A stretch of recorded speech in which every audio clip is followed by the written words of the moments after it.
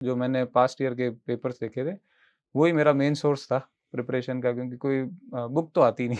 मैं पता किया था, ऑनलाइन भी देखा था, ऑफलाइन भी देखा, कोई बुक मिली नहीं इस पोस्ट के लिए। तो फिर मेरा मेन सोर्स प्रीवियस ईयर के क्वेश्चन पेपर ही थे और एक नर्वसनेस तो होती है। मेरे को अच्छे से याद है कि जब मैं सीट पे बैठा था तो मेरे को मेरी दिल की धड़कन सुनाई दे रही थी। इतना नर्वसनेस थी। वो जोधा सर का गाइडेंस रहा। आरजेएस में तो मैं स्पेशली सर को ही क्रेडिट देना चाहूँगा। जितना मैं याद कर पा रहा हूँ, जो पहली कैंडिडेट निकले थे, उनसे पूछा था कि आप अपनी 2 स्ट्रेंथ और 2 वीकनेस बताइए। तो एडमिनिस्ट्रेटिव सर्विसेज के लिए तो ये क्वेश्चंस हम लोग प्रिपेयर करते हैं। विधि रचनाकार के लिए शायद वो प्रिपेयर नहीं करके गए होंगे। ऐसे राइटिंग हम लोग 6 साल के बाद देख रहे होते हैं। तो वो एक अलग प्रकार की विधा है। उसकी प्रैक्टिस बहुत ज़रूरी है कि कैसे आप सीक्वेंसिंग करोगे, आपको कोटेशंस डालनी है, आपको मतलब पहले क्या लिखना है, इंट्रोडक्शन कितना लिखना है, इंट्रोडक्शन कहाँ से चालू होता है, कंक्लूजन कहाँ लिखना है, तो वो उसमें थोड़ा टाइम लगता है। साइंस में सर 10th में मेरे जब मार्क्स बने थे तो साइंस और मैथ में ही सबसे ज़्यादा थे। मैथ्स में मेरे आउट ऑफ आउट थे, 100 थे और साइंस में 90 थे। तो मैं तो कुछ समझ पाता इससे पहले ही घर में ही तय हो गया था, क्योंकि उस दिन जिस दिन रिजल्ट आया था, तो घर में फंक्शन था, तो घर वालों ने ही तय कर दिया था कि इसको साइंस मैथ ही करनी है। हमें तो पता था एलएलबी करके एडवोकेट बनते हैं। एडवोकेट का भी इतना ही था कि वो स्टिकर लगा होता है बाइक के पीछे, तो इतना ही था कि क्या करेंगे, एडवोकेट बनना तो है नहीं। जज कैसे बनते हैं पता ही नहीं था किसी को भी घर में। जब 10वीं का रिजल्ट आया तो सबसे ज्यादा नंबर मैथ्स में थे, पूरे 100 में से 100 नंबर। ऐसे में सब्जेक्ट लेने में ज्यादा सोच विचार नहीं करना पड़ा। घर वालों ने तय कर दिया कि अब आगे की राह साइंस मैथ्स की होगी। 11वीं 12वीं इसी रास्ते पर बीती, लेकिन 12वीं के बाद मन में एक नई इच्छा हुई। वह इच्छा थी सिविल सर्विस की, और फिर अगला कदम था बीए में एडमिशन। बीए पूरी होते होते एक बार फिर दो राह पर खड़े थे, सिविल सर्विस या जुडिशियल सर्विस। और आखिरकार रास्ता चुना एलएलबी का। 2024 में एलएलबी हुई और इसी साल आरजेएस मेंस भी लिखा, लेकिन किस्मत ने साथ नहीं दिया। पर कोशिशें रुकी नहीं, और इस बार विधि रचनाकार की परीक्षा में हासिल कर ली सेकंड रैंक। आज हमारे साथ चर्चा के लिए उपस्थित है भावेश दाधीच। आइए जानते हैं इनसे कि इन्होंने क्या पढ़ा, कैसे पढ़ा और विधि रचनाकार के इंटरव्यू में क्या क्या पूछा गया। तो आप हमारे साथ बने रहिए। नमस्कार, मैं Brij Mohan Ramawat, talk with BMR में आपका स्वागत है।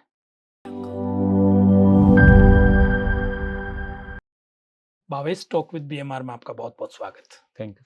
आपको बधाई, शुभकामनाएं। थैंक आप विधि रचनाकार बने हो, जी सर। सेकंड रैंक है आपकी। जी सर। ये विधि रचनाकार बनना है, ये तय कैसे किया आपने? जी सर, ये मैंने एलएलबी के दौरान मुझे पता चला था कि विधि रचनाकार की कोई पोस्ट होती है। मैं रेगुलर कॉलेज जाता था तो वहाँ पे किशन सर थे। उन्होंने सेकंड ईयर में सबसे पूछा था कि बीए किस किसने की है और उसमें किसके हिंदी लिटरेचर और इंग्लिश लिटरेचर है। तो पूरी क्लास में मैं एक ही था। तो सर ने बोला कि ये लोग एलिजिबल हैं आगे विधि रचनाकार के लिए और ये भी काफ़ी अच्छी पोस्ट होती है। तो तब मेरे को पता चला था कि विधि रचनाकार भी पोस्ट है और मेरे को अवेयर रहना है। और जब जैसे ही मेरी लॉ कंप्लीट हुई थी, लॉ कंप्लीट भी नहीं हुई थी, मेरी सप्लीमेंट्री आई थी तो मेरे को आगे पेपर देने थे अप्रैल में। तो जनवरी में वैकेंसी आ गई थी, तो मैंने भर दिया था अपीयरिंग में। सप्लीमेंट्री किस में आई? सप्लीमेंट्री सर मेरे टाइफाइड हो गया था। अच्छा, लॉ में सप्लीमेंट्री आई। हाँ, थर्ड ईयर में सप्लीमेंट्री थी। 3 पेपर मैं नहीं दे पाया था पहले, क्योंकि 104 डिग्री बुखार अच्छा, लगातार था। पेपर दे ही नहीं पाए आप। हाँ, दे ही नहीं पाया। इस विधि रचनाकार की एलिजिबिलिटी क्या है? एलिजिबिलिटी सर इसकी ये है कि पहले तो बीए होनी चाहिए, बीए में हिंदी लिटरेचर या इंग्लिश लिटरेचर एज़ ऑप्शनल होनी चाहिए और हिंदी और इंग्लिश कंपल्सरी भी पेपर होने चाहिए। फिर आपने लॉ की हो, फिर आप अपीयरिंग से भी भर सकते हो। उसके अलावा केवल लॉ वाला नहीं भर सकता? केवल लॉ वाला नहीं भर सकता, बीकॉम वाले नहीं कर सकते, बीएससी वाले नहीं। 5 ईयर लॉ वाले भी नहीं 5 ईयर वालों को अलाउ किया था। वो अलाउ? कोर्ट से आए थे। पहले 27 को सेलेक्ट किया था, फिर 5 जो कोर्ट से आए थे, वो जितना मेरे सुनने में आया वो वही थे जो 5 ईयर इंटीग्रेटेड जो होता है ना बीए एलएलबी, वो आए थे, क्योंकि फिर उनकी एलिजिबिलिटी कैसे काउंट हुई। इसका पेपर कैसे होता है? फिर ये 2 फेज़ हैं, रिटन और फिर इंटरव्यू। रिटन में 2 पेपर होते हैं, हिंदी टू इंग्लिश ट्रांसलेशन और इंग्लिश टू हिंदी ट्रांसलेशन। तो और फिर इंटरव्यू होता है। ट्रांसलेशन लीगल रहता है। तो मतलब जनरली ऐसे सवाल होते हैं जो मैंने पास्ट ईयर के पेपर्स देखे थे, वही मेरा मेन सोर्स था प्रिपरेशन का, क्योंकि कोई बुक तो आती नहीं। मैं पता किया था, ऑनलाइन भी देखा था, ऑफलाइन भी देखा, कोई बुक मिली नहीं इस पोस्ट के लिए। तो फिर मेरा मेन सोर्स प्रीवियस ईयर के क्वेश्चन पेपर ही थे, तो वो मैंने पिछले साल का देखा था, तो उसमें 10-10 क्वेश्चन पूछते हैं, जिसमें से 10वां जो क्वेश्चन होता है उसमें लगभग 5 या 6 या 10 वन वर्ड होते हैं।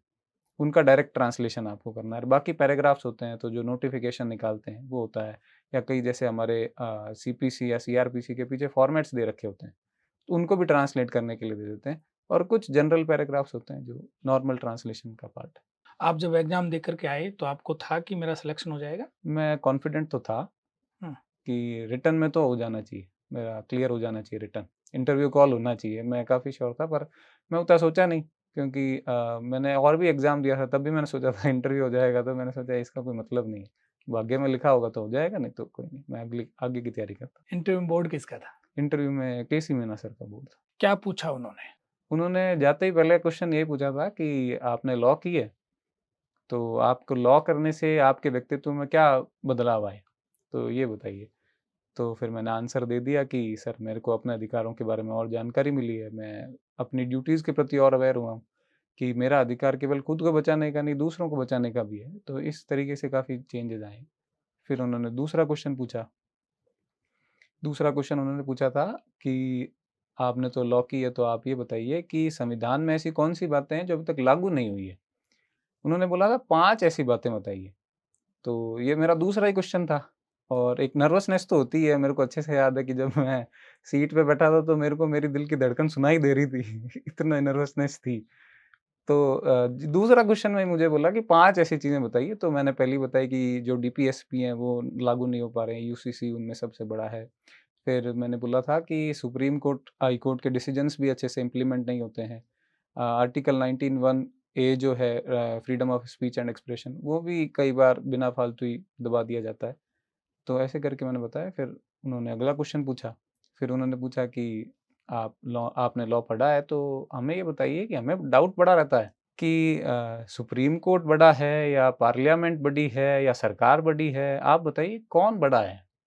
तो फिर मैंने कहा कि सर हमारे संविधान में चेक एंड बैलेंस का सिद्धांत चलता है, तो हर एक अंग दूसरे अंग पर पर्याप्त नियंत्रण रखता है।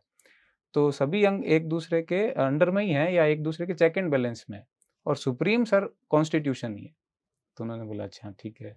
फिर उन्होंने अगला क्वेश्चन पूछा था आर्टिकल 142 पे, डायरेक्ट क्वेश्चन पूछा था, जो कि जनरली एक्सपेक्ट नहीं किया जाता है कि इतना डायरेक्ट पूछा जाए। हुँ, तो आर्टिकल 142 पूछा था, शायद अभी वो चर्चा में भी था, क्योंकि हमारे ऑनरेबल वाइस प्रेसिडेंट साहब जो हैं जगदीप धनखड़ जी, उन्होंने इसका चर्चा की थी कि इसका सही यूज़ नहीं हो रहा है, शायद इस वजह से मेरे से पूछा गया हो। आर्टिकल 142 में पूछा, तो मैंने कहा कि ये कंप्लीट जस्टिस के लिए सुप्रीम कोर्ट को पावर देता है कि वो कोई भी ऑर्डर पास कर सकता है। फिर मैंने कहा अयोध्या वर्डिक्ट में भी बाबरी मस्जिद के लिए अलग से ज़मीन दी गई थी। तो उन्होंने बोला अच्छा ठीक है। फिर उन्होंने बोला कि आप दूसरे जो मेंबर हैं उनको बोला था कि आप जो पूछें। एक्सपर्ट है। हाँ, जो 2 एक्सपर्ट थे उन्होंने, हुँ, उनमें से एक फिर मैडम थी, केसी मीना सर से थे, और 2 वुमेन एक्सपर्ट थे। तो फिर उन्होंने पूछा, उन्होंने चालू किया था कि आप ये बताएँ कि यूसीसी इम्प्लीमेंट क्यों नहीं हो पा रहा है? तो फिर मैंने बता दिया कि मैम उसको लेकर के प्रॉब्लम्स ये है कि दोनों ही जो लॉ हैं वो अलग-अलग हैं, और मोमडन लॉ कॉडिफाइड नहीं है, हिंदू लॉ कॉडिफाइड है। इसके अलावा जो प्रॉपर्टी रिलेटेड मैटर्स हैं उनमें भी काफ़ी सारी प्रॉब्लम्स है, या काफ़ी सारे अंतर्द्वंद हैं। और मैंने बोला कि हिंदू लॉ में जैसे एक ही विवाह का अधिकार है, जबकि मोमडन लॉ में एक पुरुष को 4 विवाह का अधिकार है, तो इनमें सामंजस्य बिठाना थोड़ा मुश्किल होता है। तो बोला अच्छा ठीक है। फिर उन्होंने 2 डायरेक्ट क्वेश्चन पूछे थे सिंपल, कि रूल ऑफ इंटरप्रिटेशन क्या है? तो मैंने उसको इलैबोरेट किया। फिर उन्होंने बोला कि रूल्स भी हैं शायद कुछ, मैंने केवल इंटरप्रिटेशन के बताया कि जब भी डाउट हो तो विधि की जो इंटरप्रेट करने के लिए मदद ली जाती है। तो उन्होंने पूछा कि रूल्स भी हैं कुछ? मैं कहा हाँ मैम। फिर मैंने रूल्स बता दिए कि एजुकेडम जनरेस, harmonious construction, grammatical rule, modification rule, और ये 1-2 और बता दिए थे। तो फिर मैम ने बोला ठीक है। फिर बोला कि प्रिंसिपल्स ऑफ नेचुरल जस्टिस क्या है? तो फिर मैंने उनको बता दिया कि भई प्राकृतिक न्याय के लिए क्या-क्या आवश्यक है, वो सभी इसमें आते हैं, लेकिन 3 जो मुख्य हैं, वो फिर मैंने उनको बताया कि नेमो जुडिस इन कॉजस हुआ, फिर ऑडी अल्टरम पार्टम और रीज़न डिसीजन। तो वो फिर ठीक है, संतुष्ट लगे। फिर उन्होंने अगला प्रश्न पूछा था कि सबरीमाला केस से आप परिचित हैं क्या? तो मैंने उनको बोला कि मैम मैंने अभी रिसेंटली तो नहीं पढ़ा है। तो मैडम ने बोला कि चलो कोई बात नहीं, मैं बता देती हूँ क्या है। तो मैम ने बताया कि सबरीमाला जो जजमेंट था उसमें ऐसे पर्टिकुलर एज की वुमेन को अलाउ नहीं कर रहे थे मंदिर में जाने के लिए। मैं कहा यस मैम। तो इसमें कोई वुमेन जज का भी रोल था क्या? तो मैंने कहा मैम जितना मैं रिकॉल कर पा रहा हूँ तो उसमें ऑनरेबल जस्टिस इंदु मल्होत्रा जी का रोल था। तो बोले क्या रोल था? तो मैंने कहा मैम उन्होंने डिसेंटिंग जजमेंट दिया था। तो मैम बोली ठीक है। फिर उन्होंने अगला क्वेश्चन पूछा। उन्होंने पूछा कि right to privacy fundamental right है क्या? और है तो कौन से आर्टिकल में? तो मैंने कहा मैम यस फंडामेंटल राइट है और वो आर्टिकल 21 में है और के.एस. पुट्टास्वामी के वाद में ये बताया गया था कि राइट टू प्राइवेसी जो है फंडामेंटल राइट है। तो मैम वो मैम तो वहीं पे ही बोले कि ठीक है, मेरा हो गया। फिर उन्होंने दूसरे जो लॉ एक्सपर्ट थे उनको बोला, तो उन्होंने यहाँ से ही कंटिन्यू किया और उन्होंने पूछा कि चलिए आप यही बताइए कि के.एस. पुट्टास्वामी वाद के को ध्यान में रखते हुए आप कौन से लॉ में चेंज करना चाहेंगे? तो मैंने टाइम लिया। मैं कहा मैम थोड़ा टाइम दीजिए मुझे। तो मैंने टाइम लिया तो फिर मैंने कहा मैम मैं तो अभी कोई नहीं सोच पा रहा हूँ। तो फिर उन्होंने बोला चलो मैं एक हिंट देती हूँ। तो उन्होंने बोला कोई पर्सनल लॉज़ में से आप कीजिए। तो फिर मैंने कहा मैम मैं सॉरी मैम मैं नहीं सोच पा रहा हूँ अभी। तो उन्होंने कहा चलो एक और हिंट देती हूँ। तो उन्होंने बोला रेस्टिट्यूशन ऑफ कंजुगल राइट्स से आप क्या चेंज करना चाहेंगे? तो फिर मेरे को मैं पढ़ के नहीं गया था फैमिली लॉ तो मैंने बोला मैम सॉरी मैम। तो बोले कोई मुस्लिम लॉ पे लाना चाह रहे थे? नहीं, वो हिंदू लॉ में सेक्शन 9 है हिंदू मैरिज अच्छा, एक्ट का। हाँ, तो अच्छा हाँ, उसके पहले जो पहले मैम थे उन्होंने भी 2 मॉमडन लॉ पे क्वेश्चन पूछे थे हुँ, कि महिलाओं का क्या अधिकार है? तो क्योंकि मैं पढ़ के नहीं गया था तो मैंने दोनों में ही सॉरी बोला और उन्होंने आगे नहीं पूछा। तो फिर इधर फैमिली लॉ में आया। तब मैंने बोला सॉरी मैम मेरे को पता नहीं है। फिर मैम ने पूछा था कि प्रोवाइज़ो क्या है? प्रोवाइज़ो का क्या रोल होता है? मैंने बोला जनरली एक्सेप्शन के रूप में काम आता है। फिर बोला था कि एक्सप्लेनेशन और प्रोवाइज़ो में क्या अंतर है? तो फिर वो बता दिया। फिर मैम ने पूछा कि दूसरा प्रोवाइज़ो क्यों जोड़ती है विधायिका? तो फिर मैंने कहा मैम सॉरी मेरे को चेक करना पड़ेगा कि दूसरा एग्ज़ैक्टली क्यों जोड़ा जाता है। एक और क्वेश्चन पूछा था जो मैं नहीं बता पाया था, वो मैं याद नहीं कर पा रहा। फिर ती लास्ट में मैडम ने पूछा था कि ये मेरा लास्ट क्वेश्चन है, आप ये बताइए डाउरी की डेफ़िनिशन आपने पढ़ी है क्या? तो मैंने कहा मैम मैंने तो नहीं पढ़ी है अभी। तो बोले उन्होंने स्पेशली रेफ़रेंस दिया था हरियाणा के एक्ट का। तो मैंने कहा हरियाणा स्टेट अमेंडमेंट मैंने तो मैम चेक नहीं किया है। बोले कोई बात नहीं। अदरवाइज़ भी आपको अगर ड्राफ्ट करनी हो डाउरी की डेफिनेशन तो आप कैसे ड्राफ्ट करोगे? तो फिर मैंने बोला मैम कुछ सेकंड्स दीजिए मुझे। तो बोला ठीक है। फिर मैंने सोच के ये बोला था कि एक तो अनड्यू इन्फ्लुएंस से जो भी दहेज ली जाती है वो लेऊँगा, काउंट करूँगा उसमें, इंक्लूड करूँगा। एक जो ज़बरदस्ती दी जाती है और एक जो स्वेच्छा से भी दी जाती है, मैं उसे भी इंक्लूड करूँगा और कोशिश करूँगा कि इसको थोड़ा विस्तारित बनाऊँ डाउरी की डेफिनेशन को। तो बोले अच्छा ठीक है। फिर उन्होंने केसी मीना सर की तरफ बोला और सर ने बोला ठीक है आप जा सकते हैं। कितनी देर चला ये? ये लगभग 20 मिनट चला होगा। मैं तीसरे नंबर पे था इंटरव्यू में, तो मेरे से जो 2 आगे थे उनका 25 मिनट चला था, क्योंकि वो वॉच रखी हुई थी बाहर तो मैंने देखा था। मैं जब घुसा तो मैंने मेरा भी टाइम देखा था, मैं लगभग 11:55 12 बजे के आस-पास गया था और 12:15 पे मैं नीचे था, अपने पापा के पास था। संतुष्ट थे आप? मैं संतुष्ट नहीं था क्योंकि जो लास्ट फ़ेज़ गया था मेरा वो उतना अच्छा नहीं था, जो हुँ, तीसरे मैम थे। पर मुझे लगा कि उस टाइम तो यही होता है कि जो आप गलत बता के आते हो या जो खराब गया होता है वही याद रहता है आपको। तो मैं बाहर आके भी जैसे मेरी फ्रेंडशिप हो गई थी, ओम प्रकाश जी से वहाँ पे मिले थे मेरे को, वो भी विधि रचनाकार का ही दे रहे थे, तो उनकी अगली शिफ्ट में था। तो उन्होंने मेरे से पूछा कि कैसा गया? तो मैं उनको यही बोल रहा हूँ कि वो पूछा है, वो मुझे नहीं आ रहा था, वो मुझे नहीं आ रहा था। तो मैंने कहा कि ऐसा नहीं है कि सारे ही नहीं आ रहे थे, इतना भी डिफ़िकल्ट नहीं है।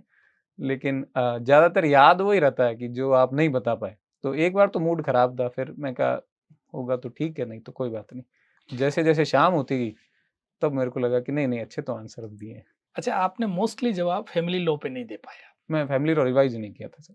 क्योंकि आपने पढ़ा ही नहीं। हाँ, अभी तक मैंने पढ़ा नहीं था, वो तो लॉ में पढ़ा था हुँ, और अभी मैं रिविज़न नहीं करके गया था। अभी मैं केवल कॉन्स्टिट्यूशन पढ़ के गया था, आईपीसी पढ़ के गया था और मैंने एविडेंस थोड़ी बहुत देखी थी बस, और न्यू क्रिमिनल लॉज़ और डिस्ट्रिक्ट तो करके जाना ही होता है। डिस्ट्रिक्ट से कोई क्वेश्चन नहीं पूछे थे।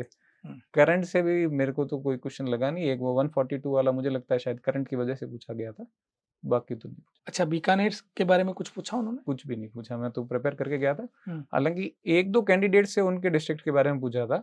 भीलवाड़ा से एक कैंडिडेट थी तो उनको पूछा था कि कोई कोरोना के दौरान कोई फेमस हुआ था क्या? तो भीलवाड़ा मॉडल फेमस था शायद। तो उनसे एक से पूछा था।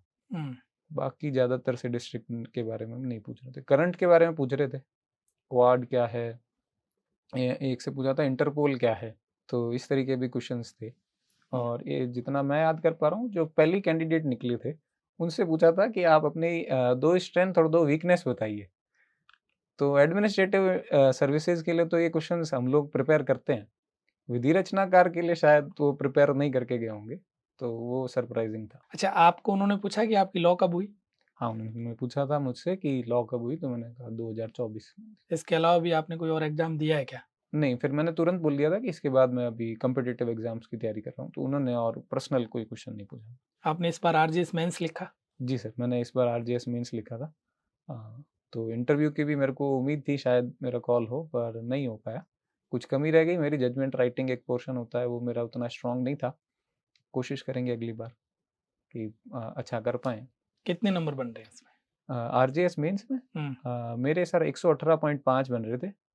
तो 12 नंबर मतलब बहुत नज़दीक नजदीक थे देखा जाए हाँ, तो। क्योंकि टाइम कम ही था। हम्म, मेरे को अच्छे से याद है 2 महीने मिले थे प्रीलिम्स के लिए और फिर 45 दिन का था मेंस का टाइम। 45 से थोड़ा-सा उस बीच में ही मेरे को ये विधि रचनाकार का भी देना था इंटरव्यू। 14 जुलाई को विधि रचनाकार का मैं दे के आया और 15 जुलाई को प्रीलिम्स का रिज़ल्ट आ गया था, जिसमें बता दिया था कि 45 दिन के बाद आरजीएस मेंस है।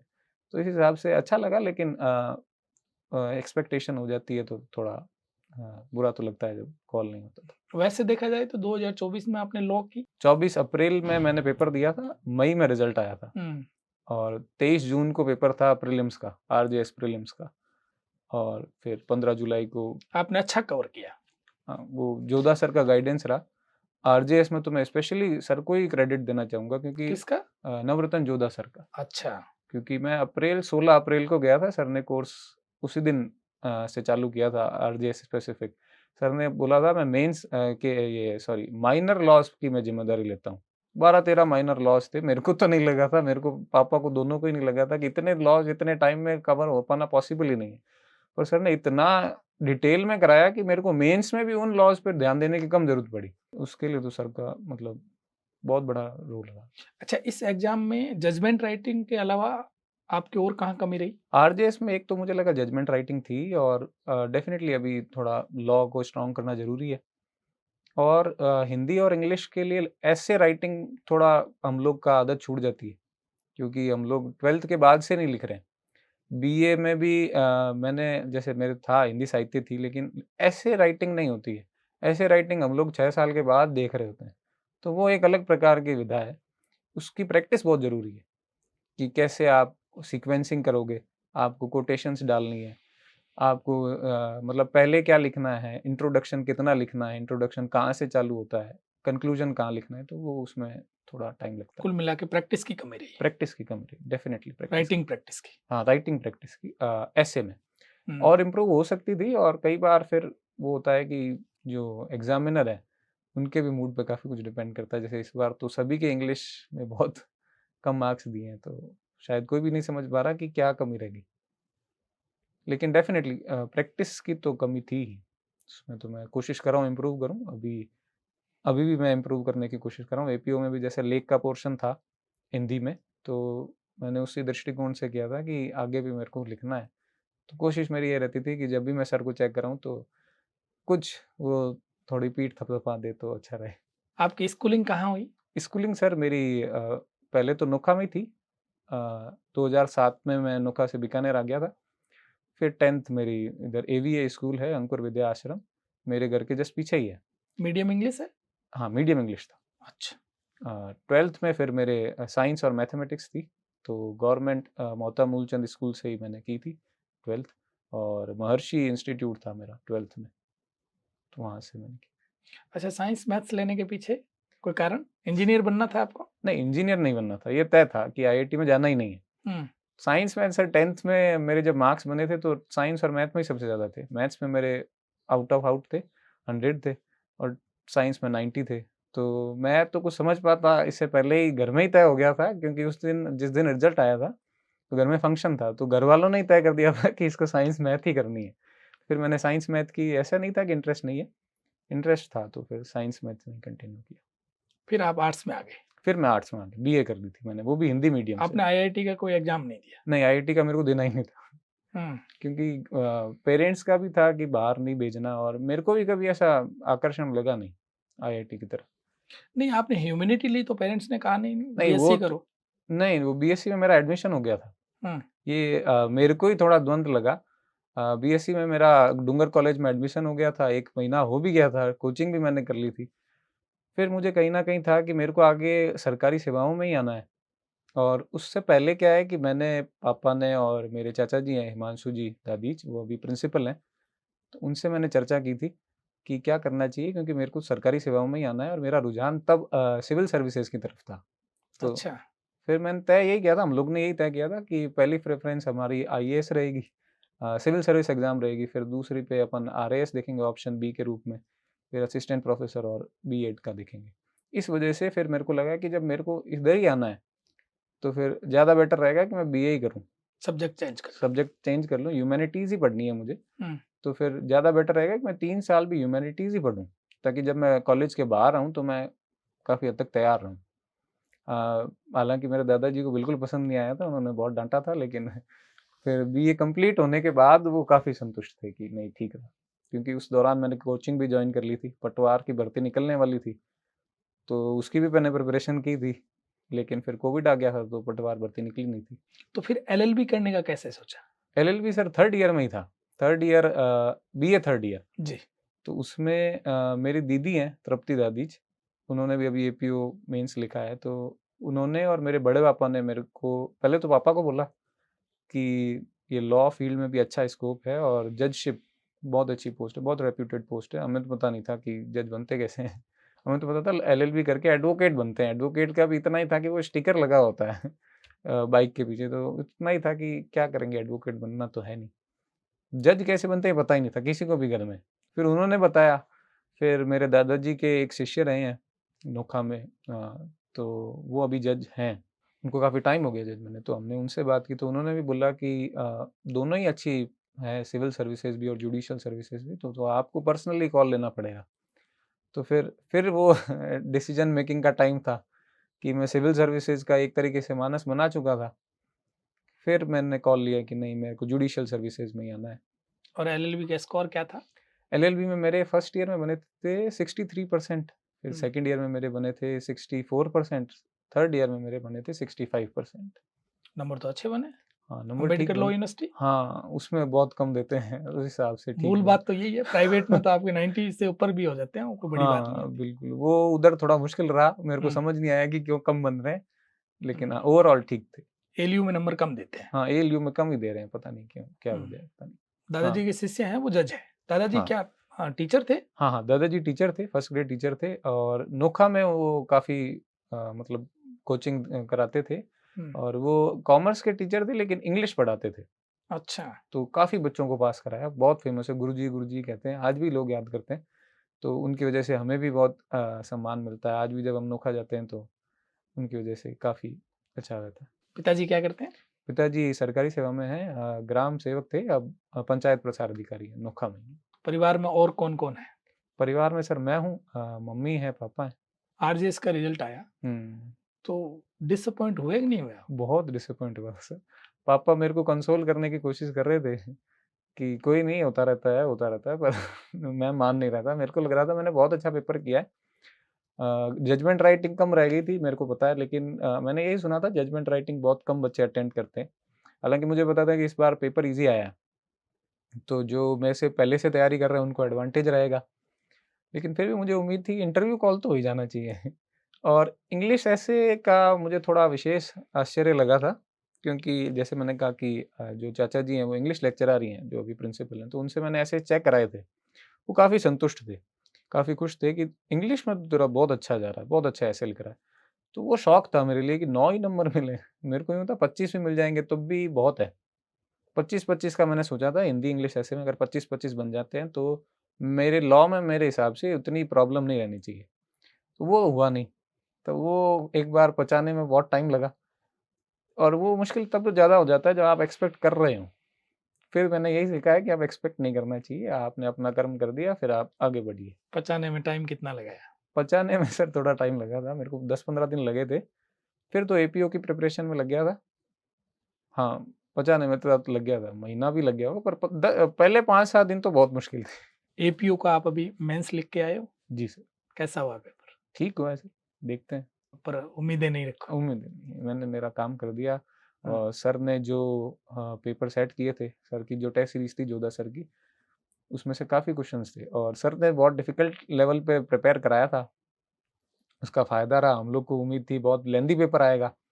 पेपर लेंथी तो नहीं था पर थोड़ा मुझे लगता है कि जो क्वेश्चन्स की डिफ़िकल्टी थी, वो मॉडरेट से थोड़ा डिफ़िकल्ट की तरफ था क्योंकि केसेज़ काफ़ी पूछे थे, लगातार पूछे थे। 10-10 नंबर वाले क्वेश्चन में सब में केस पूछे थे, कंपल्सरीली बताओ केस। वो थोड़ा डिफ़िकल्ट हो जाता है कि इतने केस पढ़ना किसी के लिए भी थोड़ा मुश्किल है। एक तो रिसेंट ही पूछा था, just right for children alliance का, पॉक्सो से। तो वो अगर किसी ने नहीं पढ़ा तो फिर उसके लिए 10 नंबर का मैटर लिखना थोड़ा मुश्किल हो जाता है। हुँ। बाकी लेंथी नहीं था पेपर, हम लोग ये एक्सपेक्ट कर रहे थे लेंथी आएगा, पर वो नहीं था। हिंदी इंग्लिश का भी पेपर थोड़ा ठीक था, ईज़ी तो नहीं था। हालाँकि ये फिर हम लोग एक्सपेक्ट कर रहे थे क्योंकि प्रीलिम्स के टाइम पे भी हिंदी इंग्लिश ही बहुत डिफ़िकल्ट दिया था। तो हिंदी इंग्लिश डिफ़िकल्ट तो नहीं, मॉडरेट था। अच्छा, आरजेएस की तैयारी आपने कंप्लीट बीकानेर ही करी? हाँ, एलएलबी के कंप्लीट दौरान बीकानेर। आप बीकानेर ही रहे? बिल्कुल, बीकानेर ही रहा। मैं एलएलबी के दौरान मैं कॉलेज रेगुलर जाता रहा, हुँ। तो उससे मुझे लगता है शायद बेस स्ट्रॉन्ग रहा मेरा। फिर जैसे ही कॉलेज कंप्लीट हुआ तो मैं जोधा सर के गया। अच्छा, आपको कभी ऐसा लगता है कि मैं कोई और बड़े इंस्टीट्यूट से एलएलबी करता, तो मेरा सिलेक्शन हो जाता? ना, ना मेरे को नहीं लगता। मेरे को ये ज़रूर लगता था जब मैं जोधा सर के गया नहीं था तो मेरे को लगता था शायद अपन को जयपुर जाना चाहिए। फिर अब जोधा सर के पढ़ने के बाद लगता है कि वहाँ ज़्यादा तो शायद ठीक नहीं रहता। क्योंकि बाहर जब जाते हैं हम तो फिर सब चीज़ मैनेज करना पॉसिबल नहीं है। आपको खुद के भरोसे ही होना पड़ता है। तो वो टाइम फिर काफ़ी कम हो जाता है। आपको अपना काम खुद करना पड़ेगा। जबकि यहाँ मेरे पेरेंट्स देखभाल करने वाले हैं। तो बाहर जाने से शायद बेटर एजुकेशन मिल जाती हो लेकिन मेरे को यहाँ मिल रही है। मेरे को यहाँ पे जितनी अच्छी मिल रही है मैं बहुत ज़्यादा संतुष्ट हूँ। मतलब सही में जोधा सर बहुत ही अच्छा पढ़ाते हैं। मतलब हम लोग कहते हैं कि लेटर ऑफ लॉ तो ठीक है, स्पिरिट ऑफ लॉ समझना ज़्यादा ज़रूरी है। सर वहाँ पे फ़ोकस कराते हैं कि लेटर ऑफ लॉ तो कोई पढ़ लेगा, अगर आप एक पन्ना भी दिन में 4 बार पढ़ो तो आप याद कर लोगे।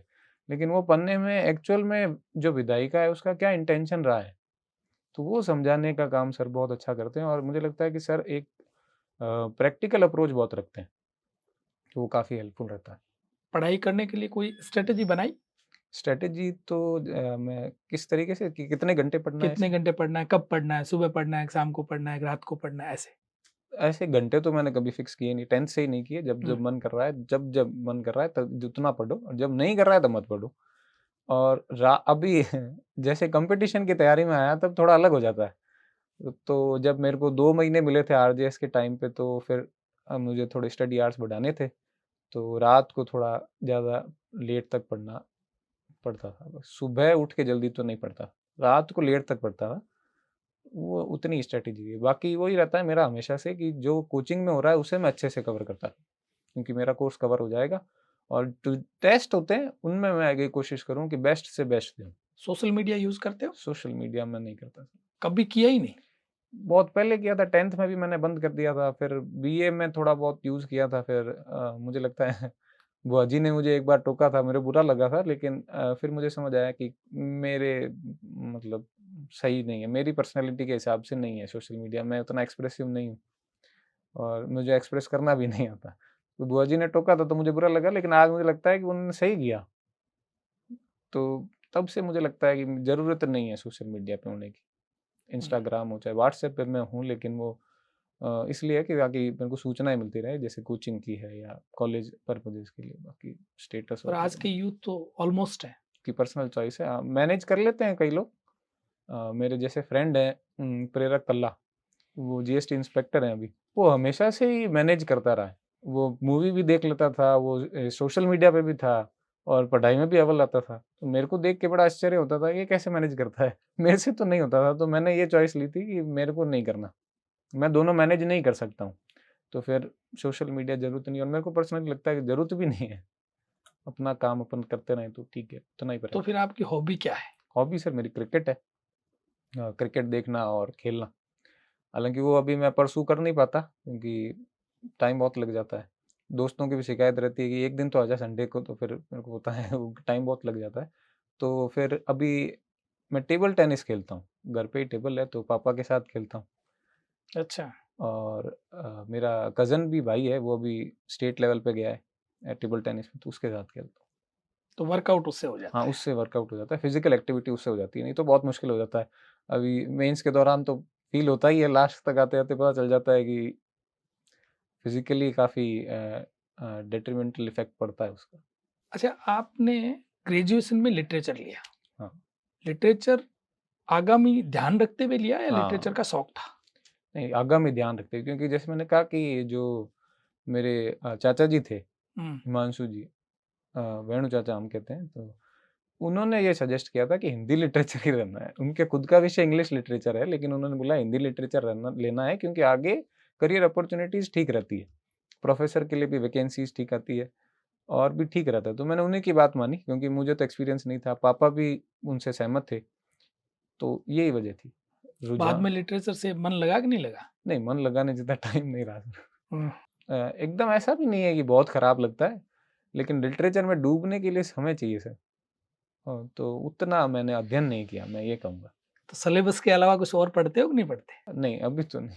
उसके अलावा कोई उपन्यास, नहीं, नहीं, नहीं, नहीं, कुछ कोई और? उपन्यास नहीं। न्यूज़पेपर पढ़ते हो? न्यूज़पेपर कोशिश रहती है रेगुलर पढूँ, हुँ। पर मैनेज नहीं हो पाता है, तो मैं ऑनलाइन यूट्यूब पे करंट अफ़ेयर्स को देखता हूँ, क्योंकि वो आदत तब से लग गई थी मुझे, जब बीए में मैंने डिसाइड किया था कि मुझे सिविल सर्विसेज़ में जाना है, तो मेरे को था कि करंट अफ़ेयर्स बहुत इम्पोर्टेंट रोल प्ले करता है। वो कवर करना पॉसिबल नहीं है, तो तब से ही आदत लगी हुई है। तो अभी भी जियोपॉलिटिकल क्या हो रहा है, अभी जैसे रशिया पर ड्रोन हमला किया है, ऑपरेशन स्पाइडर वेब, तो ये सब। तो इसके लिए कोई विशेष चैनल को प्रेफ़रेंस दिए? हाँ, हाँ, प्रेफ़रेंस चैनल है विशेष, यूट्यूब पे ही है। कौन-सा है? प्रशांत धवन सर का चैनल है और एक स्टडी आईक्यू आईएएस पे भी लगा, आईएएस तो नहीं, स्टडी आईक्यू नाम से चैनल है, आईएएस दूसरा चैनल है। हुँ, उसपे अंकित अग्रवाल सर हैं, हुँ। उनके वीडियोज़ मैं रेफ़र करता हूँ। डेली देखते हो आप? हाँ, डेली देखता हूँ। ये आधा घंटा का आता होगा? नहीं, 10-10 मिनट के चलाते हैं, तो वो 2 वीडियो डाल देंगे दिन में। अच्छा।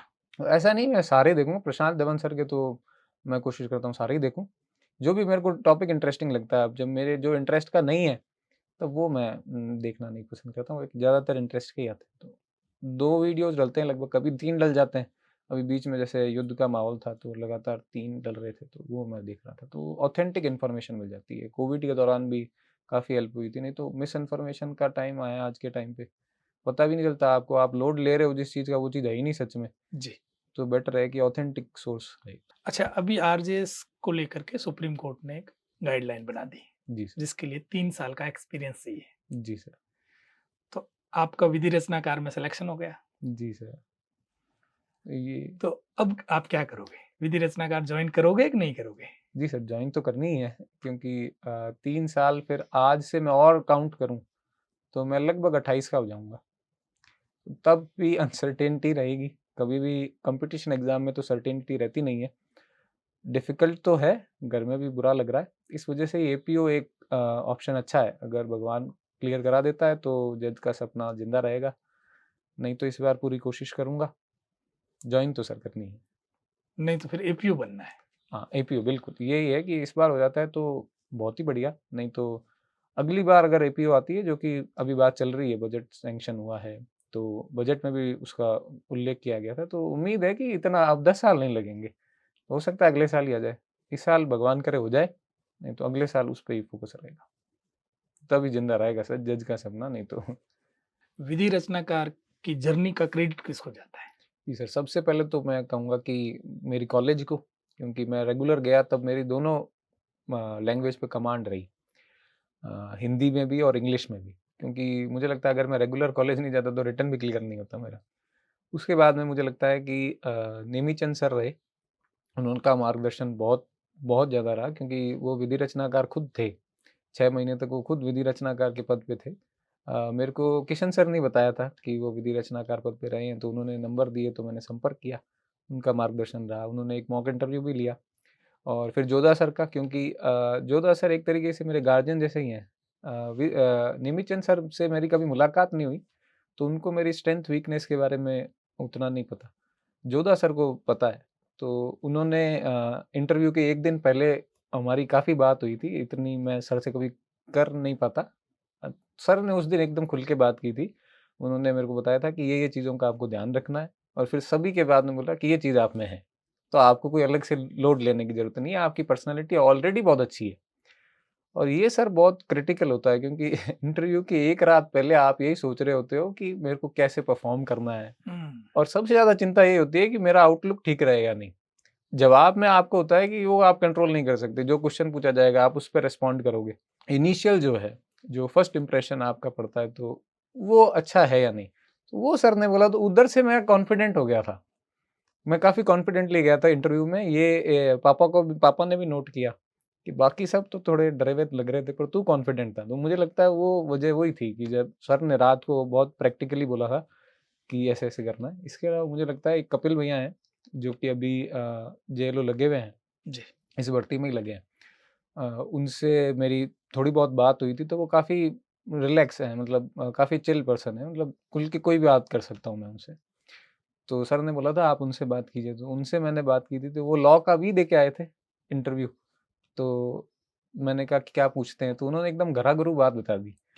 तो उन्होंने बोला कि आपको बस इंटरव्यू बोर्ड को खुश रखना है। उन्होंने जिन शब्दों में बोला, वो तो मुझे लगता है कि हमारे उनके बीच की है, कि आपको बस इतना ध्यान रखना है कि घबराना नहीं है, सॉरी आप जितनी बार बोलना चाहो बोल दो, कोई दिक्कत नहीं है, कॉन्फिडेंटली बोलो, गलत आंसर नहीं देने हैं, क्योंकि पता चल जाएगा। और मेन चीज़ है कि आप उनको सैटिस्फाइड रखो। और एक मेरा फ्रेंड है जो अभी दे के आया था असिस्टेंट प्रोफ़ेसर का इंटरव्यू हिंदी लिटरेचर से, उससे मैंने खुल के बात कर ली थी। उसका नाम मैं नहीं लेना चाहता, क्योंकि मैं चाह रहा हूँ वो अगली बार खुद बन के यहाँ आए। जी। वो आपके चैनल को रेगुलर देखता है, तो मुझे पूरी उम्मीद है वो अगली बार आएगा। तो नाम मैं नहीं ले रहा, वो जान जाएगा। उसने पहली चीज़ मेरे को बोली थी कि इंटरव्यू में जीन्स पहन के नहीं जानी, क्योंकि वो जीन्स पहन के चला गया था। अच्छा, उसके लिए उनका इंटरव्यू खराब हो गया। हाँ, इंटरव्यू खराब हो गया था। हुँ, उसको था कि मेरा क्लियर नहीं हो पाएगा, मार्क्स थोड़े से कम रह गए थे इस बार। तो उसकी गाइडेंस बहुत हुई, क्योंकि मैं उससे खुल के पूछ सकता था। तो मैंने हर चीज़ उससे पूछी थी। मैं कहा भाई मुझे क्या पहनने हैं और क्या-क्या पहन, छोटी से छोटी बात कि कब घुसाते हैं, कितने बजे मुझे जाना है, वहाँ पे मेरे को क्या एक्सपेक्ट करना चाहिए। क्योंकि डर रहता है, जो भी पहली बार देता है उसे लगता है कि डायरेक्ट इंटरव्यू बोर्ड के सामने तो नहीं ले जाएँगे। तो नर्वसनेस रहती है। तो उसने बोला नहीं-नहीं 2 घंटे तो वो डॉक्यूमेंट ही वेरीफ़ाई करेंगे, तो डरने की बात नहीं है। तो मैं जब गया था तब मैं बहुत रिलैक्स था। दूसरे बच्चे थोड़े नर्वस थे ही कि कब क्या होगा, पर मेरे को थोड़ा-सा पहले से पता चल रहा था कि अभी मुझे ये रहेगा, अभी ये रहेगा, तो उसका भी फ़र्क पड़ता है, क्योंकि इंटरव्यू बोर्ड के सामने आप जाओ अगर नर्वस हो, तो पहले 2 क्वेश्चन तो समझ ही नहीं आते। तो उसकी वजह से उसने भी बहुत हेल्प की। मम्मी-पापा का तो योगदान मुझे लगता है कि जितना बताऊँ उतना ही कम है। हाँ, उनका योगदान काउंट नहीं होता। वो हम काउंट कैसे करें, कितना करें? हुँ, बचपन से अभी तक कितना करें? तो हम तो उनके सामने कुछ नहीं है। धन्यवाद भी क्या दें उनका। इस फ़ील्ड में आने का क्रेडिट तो ताऊ जी को ही है, सारा का सारा, क्योंकि ताऊ जी ने रिकमेंड किया था। हम लोग को समझ नहीं आया था शुरू में, हम लोग ज़्यादा इंटरेस्ट नहीं लिए थे, पर वो लगातार बोलते रहे कि नहीं-नहीं ये प्रोफ़ेशन बहुत अच्छा है।